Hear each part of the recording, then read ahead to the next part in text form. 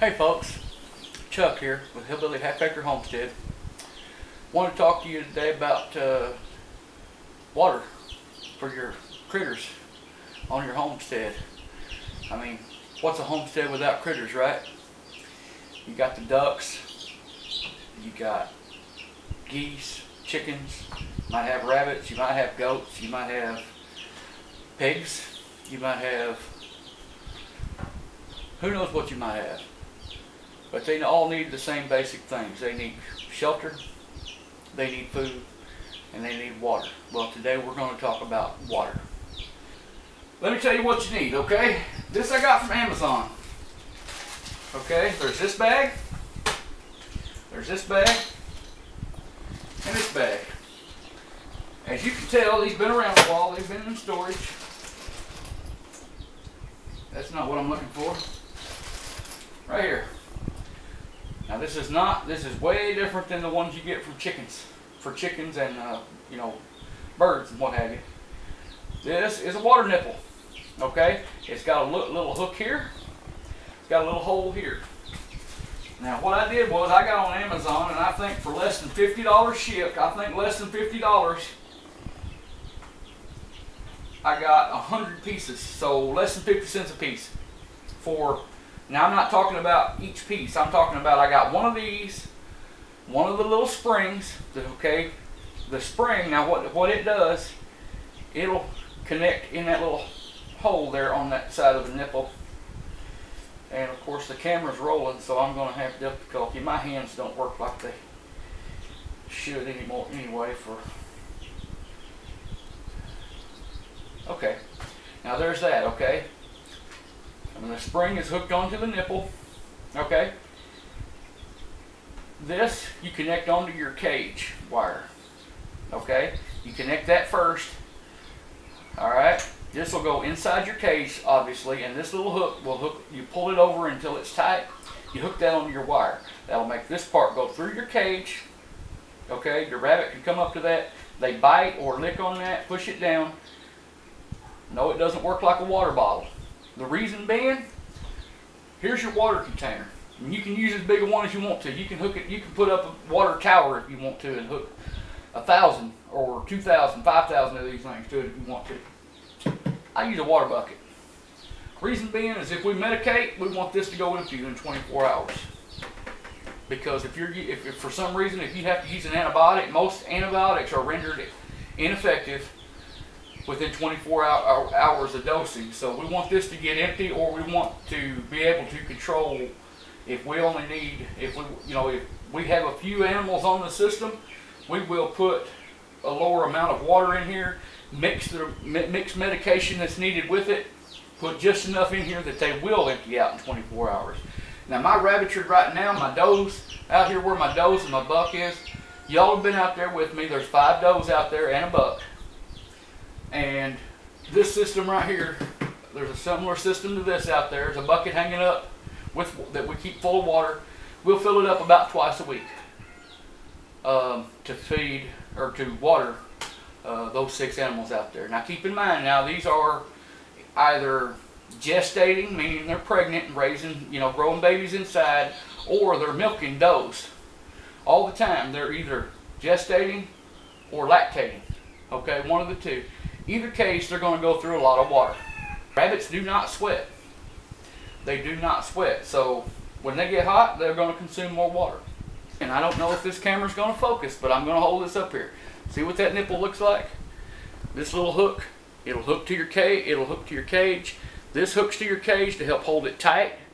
Okay? And this little plunger right here in the center, you can either press in on it or you can move it down. In a lot of cases, the rabbits, I've seen them either lick this thing and move it around to get water, or some of them will actually bite down. It's metal. It's not going to hurt them. And now, what else will you need? You will need a drill. It doesn't have to be cordless. It can be corded. It doesn't matter. You need a 5/16 drill bit. What else will you need? Okay, you're going to need this is Loctite marine epoxy. This is how I do it. You can find another way to do it. It's probably going to cost you more money. It might be a little, this is time consuming because you got to wait for the marine to set up. But we're going to do this before we worry about the other part, okay? This says it sits in 40 to 50 minutes, but it says let it sit for full cure, it takes 24 hours. This old bucket here, this was one that somehow gotten cracked. See there, looked like almost looks like a number 4 there. Well, that's this same marine grade epoxy. It's just as hard as all get out. And I put that on there, I don't know, 3 or 4 days ago. It was cracked. And I fixed the crack. And now this bucket will hold water again. We're gonna stop the camera for a minute. I'm gonna do my little thing here, and I'm gonna come back and show you what I've done. Okay, I've got my bucket set up here. I've got my 5/16 drill bit in my drill. And like I said, I want to get about 90 degrees, and I go up about like that. And I want to drill. Oops. Okay, so that's not going to work. My drill bit's trying to wander. I need it up here a little bit where I can get a little bit more control over it.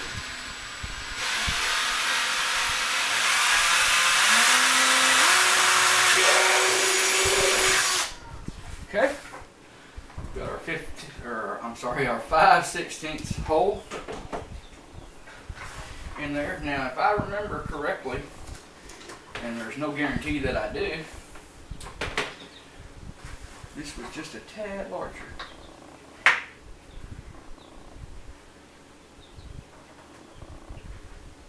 Okay.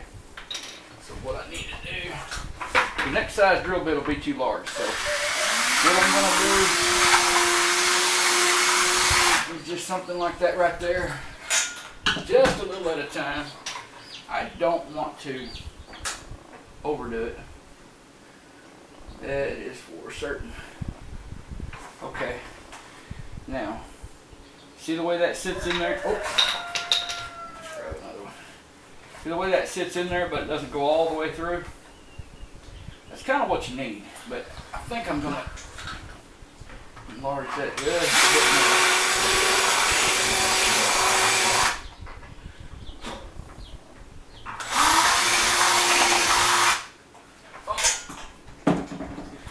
If you get the hole a little bit too big, it's okay. It's just going to be, you know, you're just going to have to put a little more epoxy on it is all to get it to work, get it to hold. Now there, that's working a little bit better. Okay, the little ridges I would like. Okay, that's what I wanted right there. See, that slid through there? See how it holds? Okay, now what I did while off camera just a few minutes ago, and I hope this does okay, is I'm going to take, and I don't think that's going to work.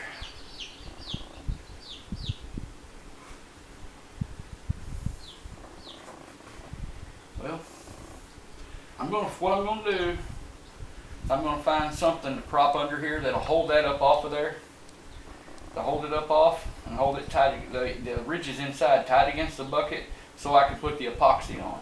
Okay, so I'm going to pause the camera. I found these blocks, but they're just a tad too thick. So I need something about half that thickness or less. So I'm going to pause the camera again. We'll get right back with you. Let's try this again. Now what I'm going to do, okay, this is caught in the hole with the ridges on the inside. Now see that? I finally got my stuff together here, at least I hope I have.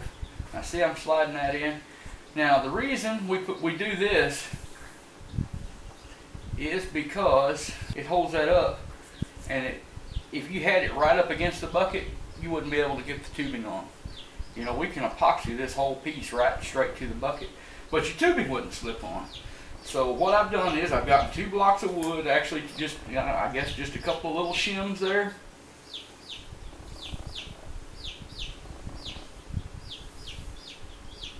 And I'm going to take this blue painter's tape, and I'm just going to tape them. Tape the block. See? This tape doesn't stick to this real great, but it doesn't have to. It's just to hold it out straight. And then I'll take another piece out here Well, that one's long enough. It might be all I need just to keep this from twisting. See, this block is not taped down to the bucket itself, so I'm going to tear off a little longer piece. The old cheap old blue painter's tape. A lot of people swear by duct tape. Well, you know, duct tape's good too. But I find that when I use this stuff, whenever I can, this stuff comes off a lot easier than duct tape. So if it holds well enough, this is what I prefer to use. Okay? Now that's taped down, that's not going anywhere. Okay? So now we're going to go to the marine epoxy. Okay, back to the task at hand. This epoxy that I have, you may end up with something similar, but it's a two-part, and we have to use equal amounts. And I'm just going to mix up that amount right now. What I use is a stiff zip tie. I cut the little thin part off of it, and I mix that up. Okay. One part's the rosin, and the other part's the hardener. Just like any other epoxy or JB Weld. If you've used JB Weld, I don't know. Us hillbillies, we use a lot of JB Weld. Okay, now the block is going to prevent me from getting in there real well, because I don't want to end up getting epoxy on the block, because I may not get the block off. This stuff don't play. It takes it a little while to set, but basically what I'm putting on here right now is enough just to hold that on, so that I can take the blocks off, and then I can put the rest of it on.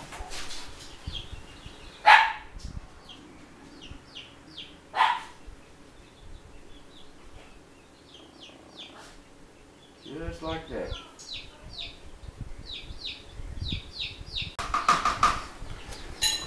Okay, we're back working on our bucket again here. It's been a few hours, and the marine epoxy has set up. And we've got our key fitting epoxied into the bucket. Now what I'm doing is I'm taking this hose, this little stretch of hose right here, and I'm putting a couple of small holes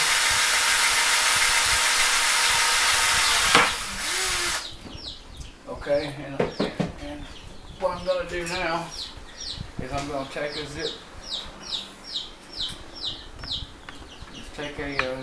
tie here, and I'm going to work it around there and make it to where it'll hold this hose upright. And what I'll probably have to do is take something and get it started in there where I need it to be.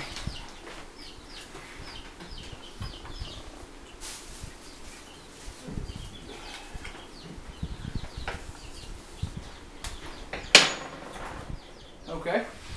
There we got that, and now we're going to lay our hose right up against that. Okay, all set. We're going to tighten this down, but we're not going to overdo it, okay? We don't want to collapse the hose here. All we want to do is just hold it snug.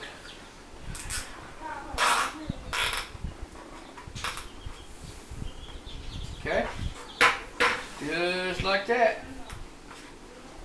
And then I use my tin snips for everything. My trusty tin snip. We're going to hold that, and it's just under, see, it reaches just under the rim of the bucket. Okay? Now, that's that. Okay? And now we're all set. As soon as I cut this zip tie off. And now what this is going to do, this is going to show you,